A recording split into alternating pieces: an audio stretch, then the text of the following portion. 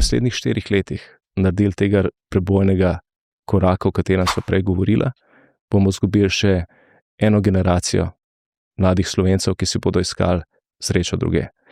Jaz sem šel prav pogledat statistiko za lanska leta in videl, da je leta 2024 odšlo iz Slovenije nekaj čez 5000 ljudi, to je 100 avtobusov. To so običajno mladi ljudje, izobraženi, ambiciozni. In kar me je najbolj presenetilo, je pa to, da največji gre v Avstrijo, potem je druga Nemčija, katera je pa tretja država? Hrvaška. Hrvaška postaja bolj atraktivna za naše lastne, mlade, ambiciozne ljudi, kot Slovenija. To je kar močna narativa, zdaj smo. Čutim.